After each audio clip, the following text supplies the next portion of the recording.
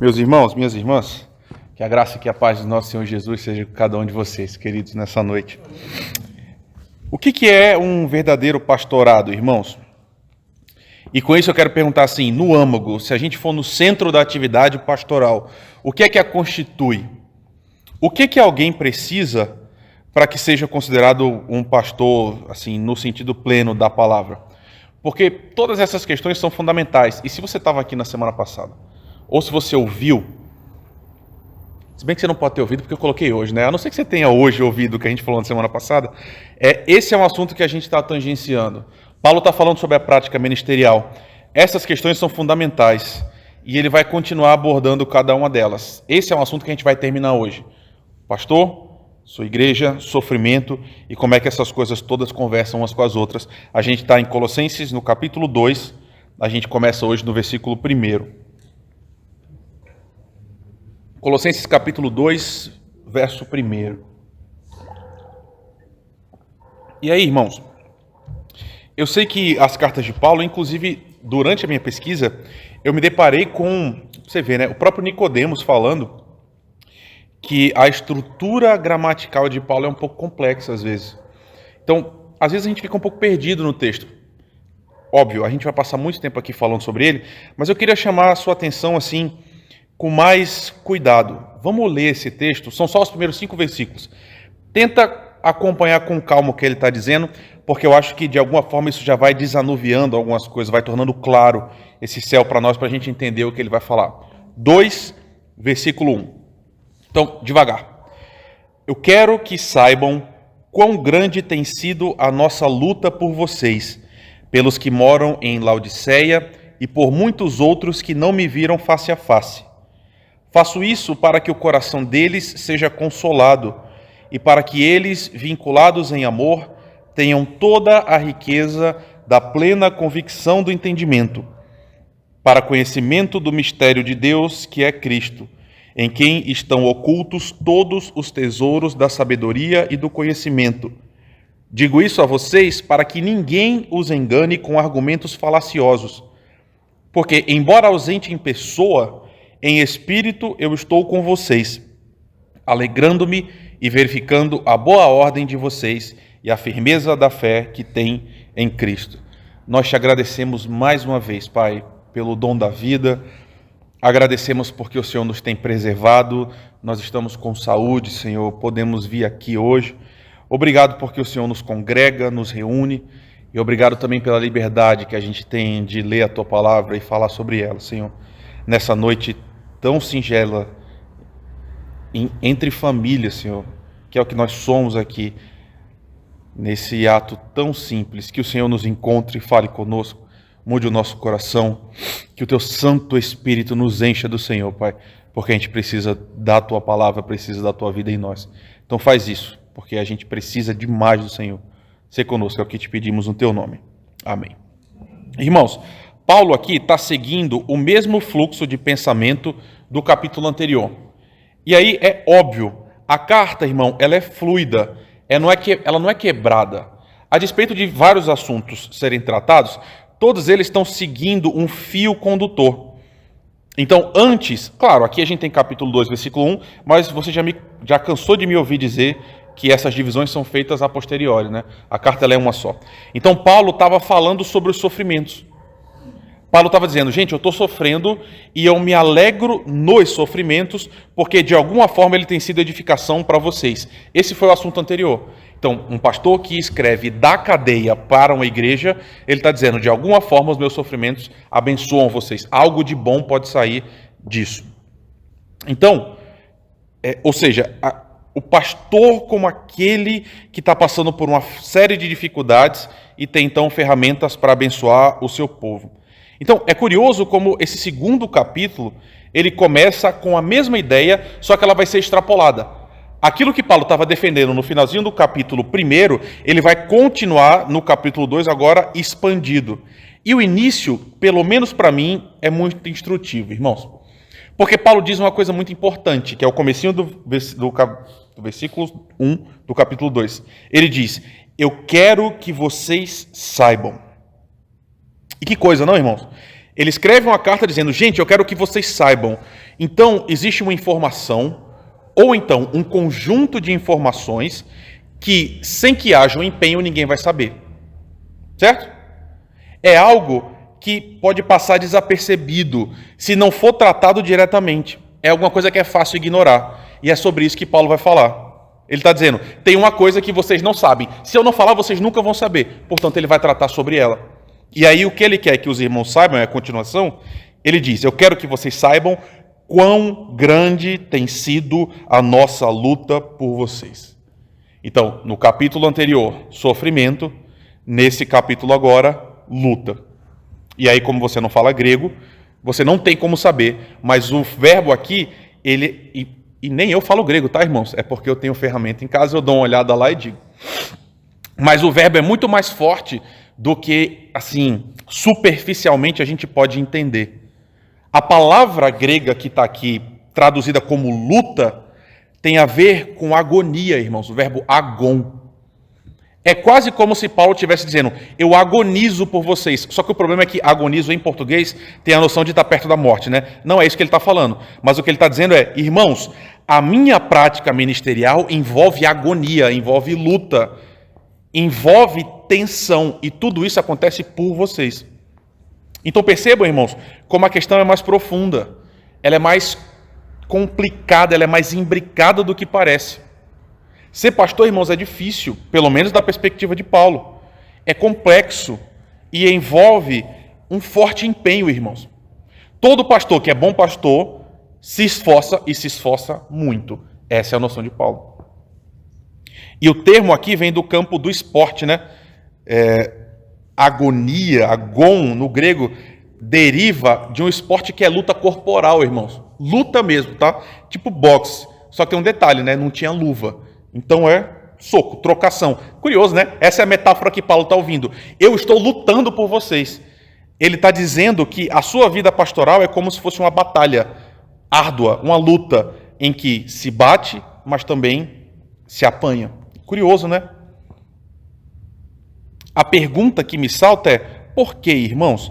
E essa é uma pergunta muito importante hoje para a gente. Por que Paulo acha importante ressaltar isso? Vou repetir.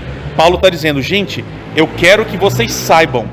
Então, existe algo que ele quer comunicar à igreja. Ele está dizendo, o que eu quero que vocês saibam é que eu luto por vocês. Por quê? Porque é importante que a igreja soubesse disso. Porque essa é uma verdade, irmãos, do plano da experiência. É assim que as coisas são. Ponto. Nada vai mudar isso. Então, por que é importante que a igreja saiba? Perceba que eu quero falar para você o seguinte. A igreja saber ou não vai mudar a realidade da vida de Paulo. Ele vai continuar lutando pela igreja. Ela sabendo ou não. Então, por que ele quer que a igreja saiba? E aí, é claro que eu não tenho como saber exatamente a resposta, né? O ponto fulcral.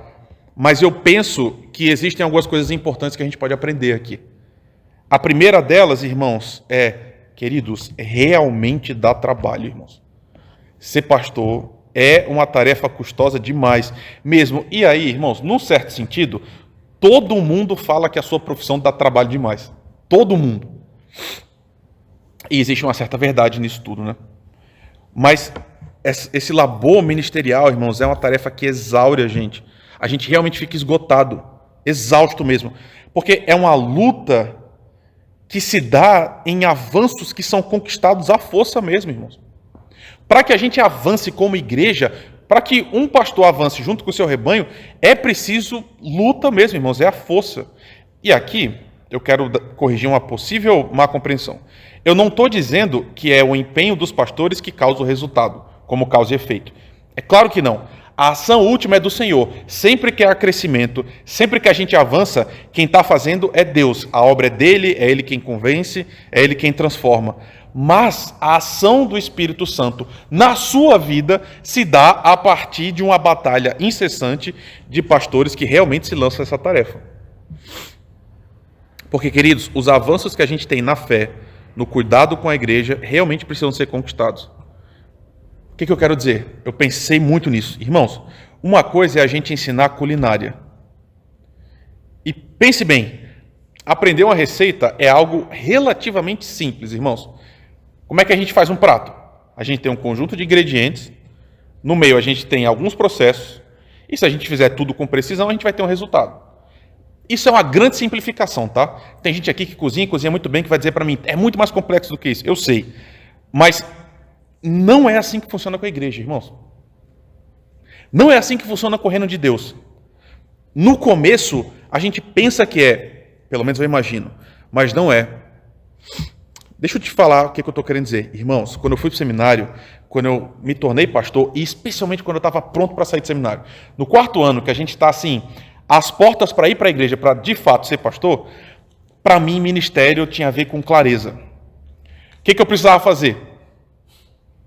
Cumprir a mim ser claro. Para mim era muito óbvio. Eu preciso ser claro. Se eu chegar no domingo, ou na quinta, ou na terça, ou qualquer outro momento, e eu explicar bem o que o texto está querendo dizer, se eu for absolutamente claro, se eu mostrar que as coisas são assim, e como é que essas coisas funcionam no plano concreto do dia a dia, então as pessoas vão se convencer, elas vão perceber aquilo, vão corrigir suas vidas, e a gente pode seguir para o próximo assunto.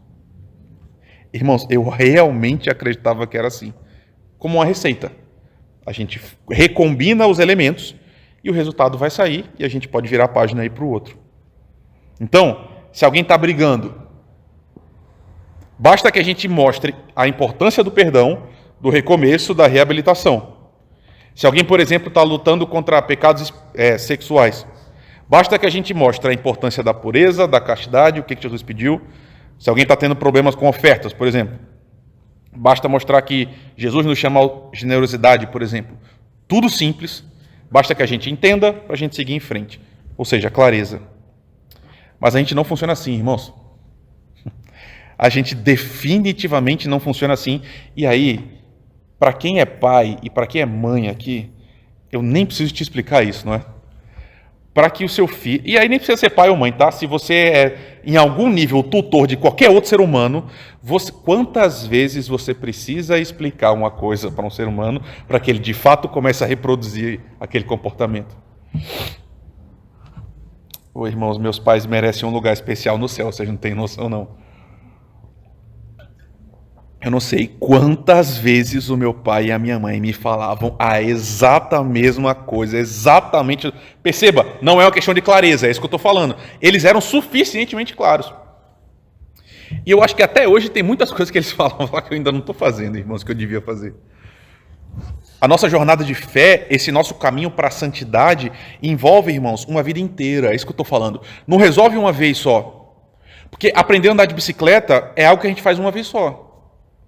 Aprender a fazer arroz, irmãos, pelo menos o básico, é algo que você aprende uma vez só. Mesmo que algumas pessoas tenham muita dificuldade em fazer arroz, tá? Sem expor ninguém na vida real. Mas é simples. A gente aprende e não esquece mais. Basicamente é isso. Em tese, a gente segue em frente. Não é assim que funciona na igreja, irmãos. Não é assim com perdão. Não é assim com generosidade, com pureza, com adoração. A batalha é contínua. Lutero, irmãos, tem uma frase que eu acho que é maravilhosa. Porque é uma ideia que sintetiza bem o que ele está falando, né? Lutar contra o pecado é como fazer a barba. Claro, no caso masculino, no caso feminino, tem vários tipos também de depilação, né? Sua perna, por exemplo, sabe como funciona. É uma coisa que acontece todo dia, irmãos. A gente resolve hoje, tá tudo perfeito, tudo bonito, do jeito que é. A gente terminou de resolver, tá lindo. Sem qualquer pontinha, nada fora do lugar. O que vai acontecer amanhã? Começa de novo. E isso, ok, para algumas pessoas isso é mais verdade do que outras, porque meu pai passou a vida toda militar, então ele tinha que fazer a barba todo dia. Meu pai tirava a barba num dia, no outro. Se eu tirar a barba, irmãos, hoje, no Natal, ela ainda vai estar menos da metade do que ela está agora, e nem é muito, tá? Mas enfim, é um pequeno parênteses. Mas você entende. A gente faz a barba hoje, tira os pelos hoje, amanhã de manhã já começa a aparecer os primeiros pontos, começa a crescer tudo de novo. E é exatamente assim com a nossa vida, irmãos. É enervante, é meio enlouquecedor, mas é assim que o nosso coração funciona. Por isso que esse labor pastoral é igual uma luta, porque a gente está lutando mesmo, irmãos. É assim que acontece mesmo. A gente resolve uma questão hoje. E aí, eu tive essa experiência tantas vezes. A gente resolve um problema hoje. E resolvendo hoje, parece que está resolvido para sempre. Parece que todo mundo entendeu, todo mundo se abraçou, resolvemos, vamos para frente. Na semana que vem, às vezes a gente tem o mesmo problema com as mesmas pessoas. E às vezes somos nós, tá? Estou falando dos pastores. Às vezes somos nós, pastores, fazendo a mesma coisa insistentemente. Então, a igreja entender isso é fundamental. E aí perceba, eu quero ser muito claro agora. Irmãos, eu não estou advogando em causa própria, tá? Essa não é uma quinta-feira para você ficar com pena do pastor, para você ficar olhando, que coitado, é muito difícil. Claro, é bom que você tenha algum nível de misericórdia, né? Porque realmente é doloroso, é difícil mesmo. Se você puder ter graça com seus pastores, é bom. Mas essa é uma informação importante para você mesmo. E é por isso que eu acho que Paulo escreveu. Eu estou tentando deixar claro para você isso. Por que Paulo coloca isso aqui? Por que ele quer que a igreja saiba? Eu acho que essa é uma informação importante para você. Por isso que Paulo está deixando registrado. Paulo está dizendo, gente, eu quero que vocês saibam que é uma luta, que realmente é uma disputa mesmo. Por quê? Porque o coração de vocês, igreja de Colossenses e a IPVB também, o coração de vocês está sempre sob constante ataque, irmãos. Sempre tem forças que estão empurrando vocês na direção oposta à obediência. E aí os pastores têm a incumbência de, sob a liderança do verdadeiro pastor, ele sim, mas sempre trazer de volta, de novo, de novo, de novo. Esse é que eu acho que é o tom da sessão, irmãos. Paulo está dizendo, eu estou lutando por vocês, não só por vocês. Aí voltando ao texto, ele diz, eu luto por vocês, também pelos de Laodiceia, e muitos outros, e aí ele diz, muitos outros que não me viram face a face. Que coisa, né, irmãos? Gente que Paulo nem conheceu ainda, gente de outras igrejas, gente que no nível pessoal da relação, para Paulo é desconhecida, mas que está no coração dele. Gente pela qual Paulo está lutando, sem nem ter conhecido pessoalmente, gente que ele carrega consigo, e gente que nem sabe que ele está lutando, mas ele está. Então, esse é o ponto central da luta, nesse caso específico que a gente está vendo aqui agora. Qual é a grande questão? A gente está conversando isso desde o começo, né? Falsos mestres invadiram a igreja. E aí no versículo 2, Paulo fala, eu estou lutando por vocês, e eu faço isso para quê? Aparece claramente aí. Ele diz especificamente pelo que ele está lutando, no tocante àquele grupo específico de irmãos. Ele diz, eu estou lutando para que o coração de vocês seja consolado. E aí, irmãos, essa é uma forma de colocar as coisas muito específica. O que Paulo está querendo dizer? Eu faço isso para que o coração de vocês seja consolado. Irmãos, quem precisa de consolo? O consolo serve para um tipo específico de pessoas. Quem? Só precisa de consolo quem está aflito. Só precisa de consolo quem está em dor, quem está atormentado. E aí a gente volta então para o ponto central da carta. Perceba, aqueles irmãos estão sofrendo ataque de falsos mestres. Esse povo está ensinando para a igreja que Jesus não é Deus. E está ensinando que entre Deus e Jesus tem vários deuses intermediários, tem vários seres celestiais, potestades, emanações, e que para voltar à salvação, a igreja precisava de um conhecimento secreto. E precisava não só desse conhecimento, mas de uma observação da vida regrada, sem prazeres, muito ascética, né? Muito restrita. E em parte a igreja ouviu. Esse é o problema, irmãos. E aí, esse tipo de doutrina... queridos, percebam, junto comigo. Paulo sabe que tem gente ensinando coisa errada para a igreja. E ele sabe que uma parte está ouvindo. Esse tipo de conhecimento traz muita aflição. Traz muito desespero, inclusive. Por quê? Porque desloca o centro da salvação não para a pessoa e obra de Jesus, mas para aquilo que a gente tem que fazer. Você tem que ter um conhecimento secreto. Você tem que observar um conjunto específico de práticas. Se você não fizer isso, você não é salvo. Está aqui o problema da igreja. A salvação, então, vira uma coisa que você precisa fazer. Vira um conjunto de regras que você tem que observar e observar fielmente. Jesus aqui é um semideus. E aí você precisa aplacá-lo com uma vida perfeita. Você precisa conquistar algo. Então, talvez a grande síntese seja, salvação é uma coisa que você precisa conquistar. O foco está em você. E isso sempre, em todas as épocas, em todos os lugares, houve na humanidade e só produz uma coisa, que é desespero. Por quê? Porque se a salvação é uma coisa que você precisa conquistar e precisa fazer isso a partir do seu próprio esforço pessoal, só sobra desespero mesmo, irmão. Porque se você já tentou lutar contra um pecado, você conhece o resultado inequívoco dessa luta. você vai falhar. E você vai falhar sempre. Toda a nossa força pessoal, todo o nosso empenho, todas as nossas melhores armas não são nada diante da nossa maldade, irmãos. E aí a gente se pega mais uma vez, novamente, recorrentemente caindo nas mesmas coisas. Essa é a questão. Então, imagina uma igreja toda sofrendo. Vocês estão me acompanhando, né, irmãos? Paulo está preso e ele sabe, chegou gente na igreja que está dizendo que para que você seja salvo, você tem que fazer um monte de coisa. As pessoas agora estão desesperadas, porque perderam o olhar em Jesus. Então Paulo está dizendo, eu estou lutando por vocês, porque eu quero que vocês sejam consolados de novo. Eu estou lutando para que o coração de vocês volte de novo para ele. E perceba, a palavra consolado, paráclito em grego, a palavra que define o Espírito Santo, o paráclitos, o consolador. Perceba, né? Paulo está dizendo, eu quero que o coração de vocês sofra, e aqui no sentido metafórico, sofra a ação desse Deus gracioso, sofra consolação. E aí ele diz, eu luto para isso, e luto, finalzinho do versículo 2, para que eles, vocês, vinculados em amor, tenham toda a riqueza da plena convicção do entendimento. Percebe os superlativos, né? Ele está dizendo, eu quero que vocês tenham tudo, que seja completo, que vocês tenham absolutamente certeza, convicção de todas as coisas e do mistério de Deus que é Jesus Cristo. De novo, irmãos, percebem? Paulo está dizendo, eu quero que vocês entendam. Toda a minha luta é para que vocês consigam entender Cristo.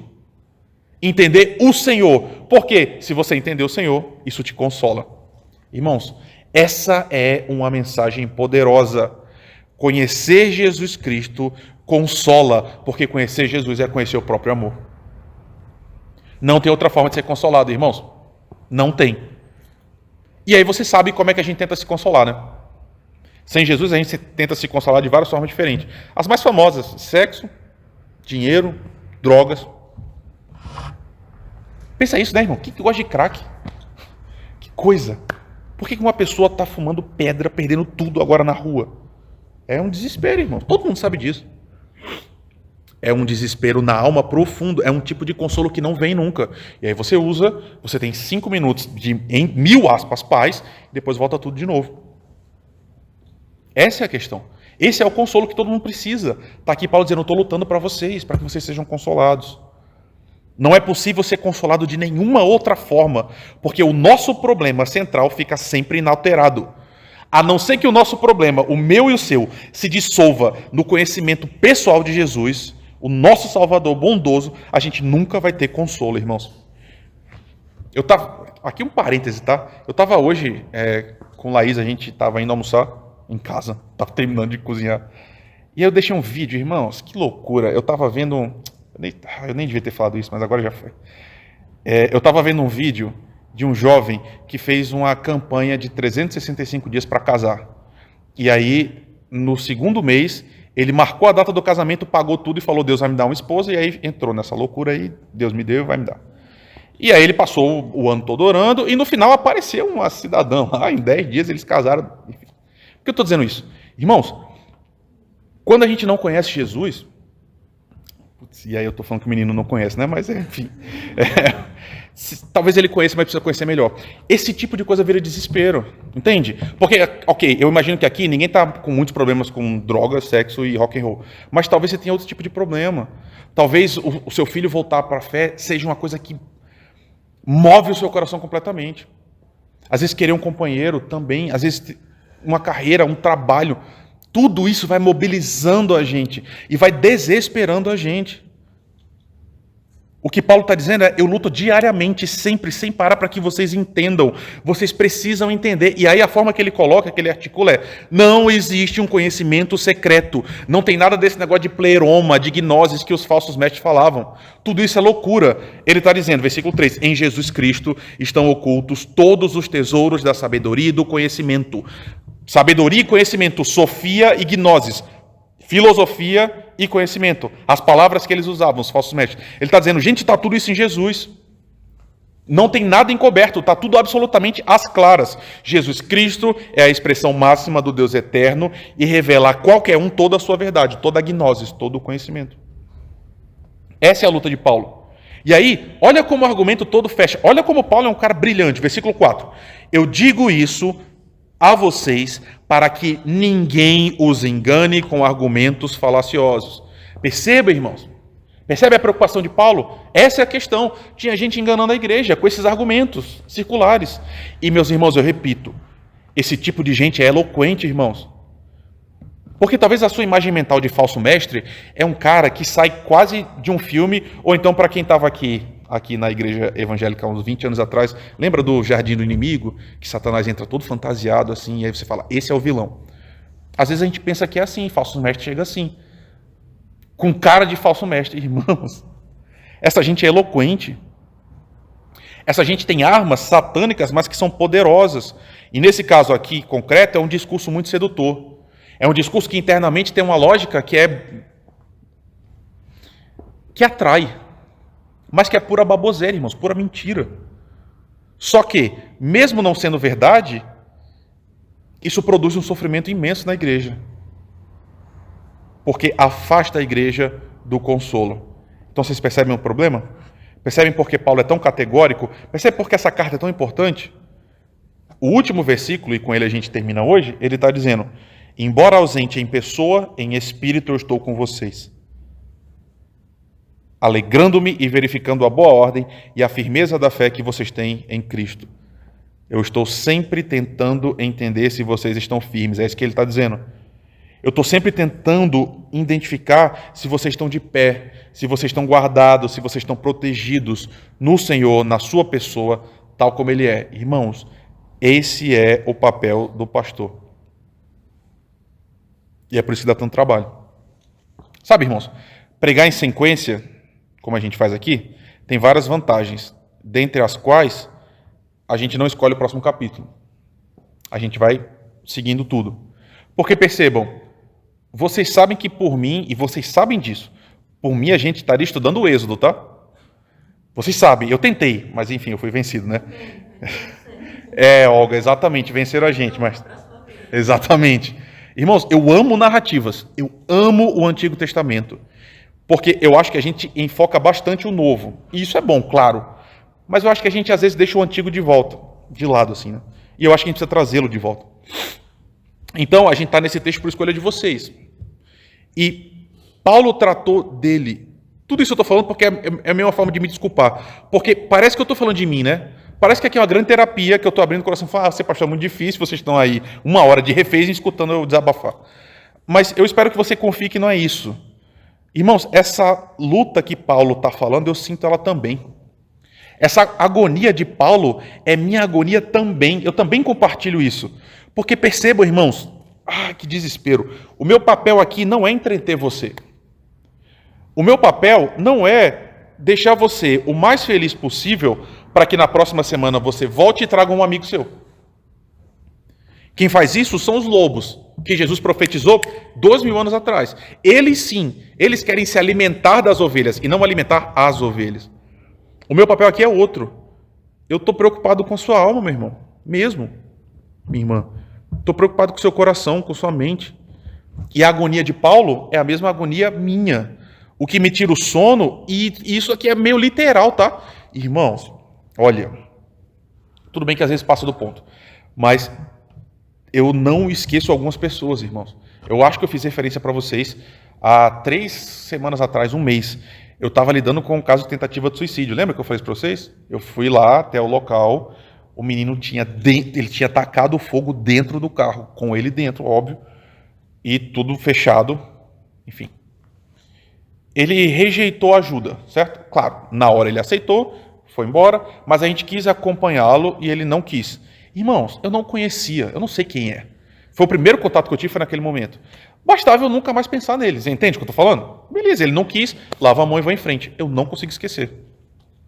E às vezes eu fico orando, fico lembrando dele. Tem pessoas, olha que coisa, esse é meu 2º ano aqui na igreja. Tem pessoas aqui da igreja, e eu não estou falando das famosas não, porque a gente perdeu algumas pessoas famosas no sentido de que todo mundo conhecia, aqui da igreja, que saíram, então, graças a Deus, servindo a Deus em outros lugares. Mas algumas pessoas que eram relativamente desconhecidas saíram, e eu não esqueço essas pessoas, irmãos. Eu fico pensando, será que estão bem? Será que estão guardadas? Será que elas estão protegidas? E isso é um sofrimento real, irmãos. Mesmo, o que me tira o sono de noite é pensar o seguinte: como é que eu faço para fulano entender? Quando uma coisa está errada, quando a gente não está vivendo em saúde espiritual, a pergunta que sobra é essa. Quando a gente está morno, quando a gente está desanimado, quando a gente não quer mais estar junto, quando a gente não quer mais adorar a Deus, tudo isso é sinal de que alguma coisa está fora do lugar. E aí eu estou convencido que isso é falta de conhecimento, irmãos. Mas perceba, pela enésima vez, conhecimento no sentido bíblico. O que é conhecimento na Bíblia? Não é informação, irmãos. Conhecer a Deus não significa estudar Deus. Por isso que nas traduções antigas da Bíblia, a palavra conhecer era usada para relação sexual. Lembra? Adão conheceu Eva e gerou seus filhos. Conhecer tem essa noção de uma intimidade profunda, de relacionamento. É experimentar, é viver. Quando a gente vai mal, a gente não está conhecendo, irmãos. Essa é a minha tese e eu acho que é isso mesmo. Algo na nossa experiência está faltando e é sempre a mesma coisa. A gente esqueceu quem Jesus é, irmãos. Isso pode ser aplicado a literalmente qualquer coisa. Todos os pecados que hoje estão acontecendo na nossa igreja, seja na vida individual dos irmãos, seja na vida coletiva, todos eles são fruto do mesmo problema. A gente esquece quem Jesus é, mesmo que seja momentaneamente. No caso específico, a igreja de Colossos começou a perder a confiança. Eles começaram a vacilar na fé. Olha que loucura, né, irmãos? Esses homens começaram bem. A igreja estava caminhando bem. E em algum momento eles começaram a vacilar na fé. De repente, eles começaram a admitir um conjunto de práticas totalmente antibíblicas, irmãos. A gente vai ver isso depois. Inclusive, se eu não estiver enganado, vai ser já na próxima semana. Mas de repente, estava tudo bem. E a igreja começou a praticar uma dieta maluca, irmãos. Cheia de restrição. Num domingo estava tudo bem. No outro domingo, a gente não pode comer isso. Porque aí a gente está experimentando coisas caídas e a gente precisa retornar, sabe? Esse falso ensino. Eles começaram a observar rigorosamente dias e festas. A cultuar anjo, a cultuar intermediários espirituais. Um monte de coisa que Jesus nunca tinha falado, irmãos. E a intenção era a salvação. Perceba, o objetivo é para se salvar. Eles começaram a inventar essas coisas para serem salvos, mas se afastando da salvação em pessoa. E sabe, irmãos, me diga se eu estou errado, queridos. A gente pensa que essas coisas são muito antigas e que elas ficaram no passado e que o povo antigo acreditava em umas loucuras e hoje a gente é mais iluminado. Será que é isso mesmo, irmãos? Porque eu sinto que hoje a gente faz exatamente a mesma coisa, irmãos. Idêntico. Porque hoje tem igreja... Não é piada, certo? Eu sei que você vai rir, mas não é piada. Tem igreja que toca chofar, irmãos. Você sabe o que é, né? Que é um berrante, né? O que vamos combinar que é bem esquisito, né? Você está no meio do culto e de repente a pessoa... Tem igreja que reproduz a Arca da Aliança. Já viu isso? Culto rolando, entra a Arca da Aliança no meio do culto. Tem gente que, na igreja, e por causa da igreja, faz voto e faz um monte de campanhas super rigorosas para atingir umas bênçãos específicas. Tem igreja incentivando contribuições financeiras pesadas. Roubo, irmãos, é isso. Tem igreja roubando os membros. Um conjunto enorme de práticas que Jesus nunca instituiu e que a Bíblia nunca recomendou. Tudo isso na expectativa de viver o novo de Deus. É exatamente o que acontecia. Esse povo dizia, vocês vão ter novas experiências, vocês vão viver outras coisas. Tudo isso que os apóstolos estão dizendo é só uma parte da história. A gente tem a outra, a gente precisa completar. E aí vinha com todos esses novos ensinos e a igreja seguia. E o resultado disso, dor, sofrimento. A questão é sempre essa, irmãos. A fome que existe em nós. Você e eu temos uma fome que é muito séria, irmãos, mesmo. E se a gente não preenchê-la com Jesus, nada no mundo vai preencher. E as nossas tentativas de preencher vão ser cada vez mais extremas. Cada vez a gente vai inventar mais maluquice, na tentativa de acalmar um coração que tem um buraco enorme. E Jesus é exatamente do tamanho da nossa necessidade. Só que qual é a questão? A gente precisa conhecer Jesus de verdade, irmãos. A gente precisa encontrar paz nele mesmo. Você percebe essa noção de luta? Irmãos, isso é uma luta mesmo. É o que a gente está fazendo aqui desde o primeiro dia que você colocou o pé nessa igreja e indo mais para trás. Desde o primeiro dia que você falou, eu vou caminhar com esse homem, o que você está fazendo é isso. É conhecê-lo. Só que, e essa parte é desesperadora, irmãos, às vezes a gente começa a se perder nesse processo. A gente como igreja. E às vezes os pastores se perdem nesse processo também. E aí eu lembro muito de um professor nosso que falou, olha, vocês têm uma missão. E no final das contas, irmãos, é exatamente isso mesmo. Nós temos uma missão na igreja. Tudo que a gente faz que não caminha na direção dessa missão, a gente está se desviando da rota. E às vezes eu acho que a gente se perde de Jesus mesmo, irmãos. Mesmo aqui dentro. Eu acho que a gente precisa batalhar por isso mesmo, irmãos. Por isso luta, né? De novo, por isso agonia. Eu tenho um desespero, irmãos. Aí é desespero mesmo. Agora sim é meio terapia, tá? Eu tô abrindo o coração. Se a gente fizer uma pergunta, um questionamento, assim, um questionário, falar quem é Jesus? Quem é Jesus? E o que ele faz? Eu não tenho certeza se a maior parte da igreja vai responder bem. Porque perceba, uma coisa é dizer Jesus é Senhor e Salvador. Essa é a resposta correta, claro. Outra coisa é Jesus ser o seu Senhor e Jesus ser o seu Salvador. O que significa essas palavras? É isso que eu estou falando. Porque você pode articular bem as verdades. Outra coisa é você viver a partir delas. Porque se você fala Jesus é o meu Senhor, Jesus é o meu Salvador, e você vive como as pessoas do seu trabalho que não conhecem vivem, irmãos, desculpa, essa é uma declaração muito eloquente que a gente não conhece de verdade. Porque, e aí agora eu vou dar um exemplo da minha própria vida. Irmãos, meus irmãos, Jesus em Mateus capítulo 6, esse exemplo eu já dei 1000 vezes, ele diz uma coisa muito importante, que é brilhante, né? Que pregador Jesus era. Ele diz, olha os passarinhos, eles não trabalham, nem se preocupam, e Deus dá comida para eles todos os dias. Olha as flores, os lírios do campo, né? Eles não tecem e nem têm indústria. E nem Salomão, em toda a sua glória, se vestiu como um deles. Aí Jesus disse, meu Deus do céu, se Deus faz isso com o passarinho e com a flor, que amanhã vai morrer, Ele não vai fazer com você que ama?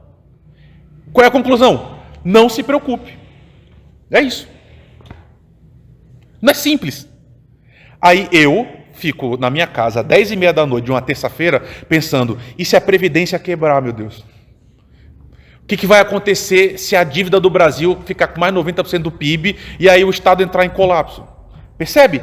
É uma forma, irmãos, de com a vida a gente mostrar que não conhece Jesus, porque, de novo, esse discurso de Jesus na minha mente faz todo sentido, eu entendo, eu conheço, eu sei reproduzir, tanto que eu fiz agora. Outra coisa é conhecer na vida, irmãos. Outra coisa é conhecer no dia a dia, é conhecer na experiência. É isso que faz a gente ser cristão ou não cristão. Porque tem um monte de herege, um monte, que sabe articular os artigos de fé melhor que a gente. Gente muito capaz, gente muito estudada, que conhece a história da igreja, conhece a história dos concílios e sabe dizer as coisas sobre Jesus. Outra coisa é você confia em Jesus. Essa é a noção, irmãos. Por isso que, de novo, se a gente fizer uma pesquisa aqui domingo à noite e falar assim, você conhece Jesus? Quem é Jesus? Talvez as pessoas falem, ele é Senhor e Salvador, mas vivam a vida tentando conquistar a salvação. Até hoje, crente presbiteriano aqui. Achando que quando peca, está mais longe de Deus. Quando peca, a salvação começa a tremer, e aí começa a viver uma vida tentando ganhar esse Deus que já deu tudo de graça. Tem umas imagens clássicas na história da igreja, mas que são perfeitas, irmãos. É gente que é literalmente trilionária, vivendo como mendigo. Porque Deus já disse, você tem um banquete de graça, de misericórdia, estendido para você. Você é meu filho, você faz parte da mesa. E aí a gente está do lado de fora dizendo assim, não, eu não mereço. Eu não mereço ser chamado seu filho, deixa eu ser só um trabalhador. Só entrar dois. Então, E o restante tudo morrer. sim. Ainda assim, essa é uma má leitura do texto. O que também não quer dizer que essas pessoas não foram salvas. A gente vai entrar numa discussão bem profunda, que não dá tempo de fazer agora. A questão é, Jesus hoje chega pra gente, e o que ele pede da gente? O que Jesus pede de você, de mim? Ele diz, acredite no meu sacrifício por você. Olha só o trabalho que a gente tem para fazer, certo? Acredite que você é pecador, que você não pode se salvar. Confie em mim, que eu paguei para você o que você precisava pagar. E fazendo isso, ele diz, você vai estar nas minhas mãos e ninguém pode arrancar você delas. E a gente vive uma fé, irmãos, como o Paulo está falando aqui, né? O final ele está dizendo, eu estou verificando a firmeza da fé que vocês têm. E às vezes a gente tem uma fé trepidante, irmãos, uma fé que está abalada, uma fé que pede licença. Quando Deus falou assim, cara, você é meu filho, pô, tá tudo certo, eu te amo. Essa é a noção. Deus está o tempo todo dizendo pra gente, eu amo vocês. E a gente vivendo de uma forma que contradiz, né? E aí, de novo, eu volto. Olha só, irmãos, se a gente conhecer Jesus de verdade, a gente vai estar em paz. Conhecer relação. Aqui na nossa igreja, irmãos, é o que a gente está fazendo todo domingo. É por isso que eu agonizo também. Que eu luto, como Paulo está falando. Sabe, esse aqui foi um ano de unidade. A gente falou sobre unidade, né? Irmãos, por que a gente briga? E perceba, essa parece uma pergunta boba, mas não é. Irmãos, por que a gente briga e por que a gente se separa? Por que a gente briga a tal ponto de deixar com que a nossa adoração seja comprometida por essas questões? Para além de qualquer resposta do dia a dia, é porque a gente não conhece Jesus, irmãos. Mesmo. Ou pelo menos naquele momento o nosso conhecimento dele está falho. Porque se a gente conhecesse Jesus, se a gente vivesse com Jesus do jeito que é para viver, a gente ia imitá-lo, irmãos. Porque Jesus contagia. É incrível isso. Leia os evangelhos. Olhar para Jesus é compreender que as nossas brigas são pequenas, irmãos. E aqui eu estou dando só um exemplo, tá? Olhar para Jesus é perceber que aquela pessoa e o amor que a gente tem por ela é muito mais importante do que qualquer outra coisa. Por que as nossas famílias têm problemas, irmãos? Por que tem alguns irmãos que estão querendo abandonar a igreja? E tem. Por que alguns estão frios? Alguns estão sempre irritados como as coisas estão caminhando? Por que alguns já desistiram de ver a igreja melhorar? A questão é sempre a mesma. A gente perdeu Jesus de vista, irmãos. A gente começa a olhar muito para nós mesmos. E aí, me perdoe a poesia, mas é fundamental. Irmãos, a gente esquece como é a voz de Jesus. Jesus começa a ser alguém de quem a gente fala, mas que está longe. A gente esquece de sentir o cheiro de Jesus, de sentar com ele à mesa, de deixá-lo nos orientar. Sabe, tem um exercício que eu faço há muito tempo e eu queria propor para você. Imagine se aqui na nossa igreja a gente tivesse todas as semanas 1 hora com Jesus. E isso eu estou falando real. Jesus vai entrar por aquela porta, vai vir aqui para frente e ele vai conversar com a gente. Conversar. Jesus não vai pregar. A gente vai aqui e vai trocar ideia com ele. Literalmente sentar e ouvir Jesus. Será que a nossa vida seria a mesma? Será que a gente ia correr atrás daquilo que a gente corre para tentar se acalmar? Para tentar preencher esse vazio que a gente tem? Será que se Jesus estivesse aqui, a gente olhasse para ele, ouvisse sua voz, será que a gente não seria efetivamente consolado por ele? Pela sua orientação?